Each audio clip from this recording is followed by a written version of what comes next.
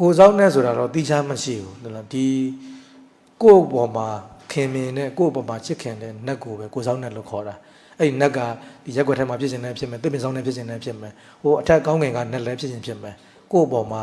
ခင်ပြီးတော့ကို့ပေါ်မှာမေတ္တာရှိပြီးဆောင်းချောက်ပေးနေတဲ့နတ်ကိုပဲကိုစောင်းနဲ့လို့ခေါ်တာတကူးတကကြီးဒီခန္ဓာကိုယ်ထဲမှာဝင်နေတဲ့နတ်မဟုတ်ဘူးတချို့ထင်နေတာကဒီခန္ဓာကိုယ်ထဲမှာကိုစောင်းနဲ့ရှိတယ်လို့ထင်နေတာမရှိပါဘူးเนาะကိုစောင်းနဲ့ဆိုတာသူ့ဘာသူတစ်ပင်ဆောင်နဲ့ဖြစ်နေတယ်ဖြစ်သွားမယ်မျိုးစောင်းနဲ့ဖြစ်နေတယ်ဖြစ်မယ်ဒီမျိုးစောင်းနဲ့ကကိုကိုခင်တော့ကိုဆောင်းချောက်ပေးလို့ကိုစောင်းနဲ့လို့ခေါ်ရင်လည်းခေါ်တာဒီလိုပါပဲတိချာကြီးကိုစောင်းနဲ့ဆိုတာမရှိဘူးပေါ့เนาะ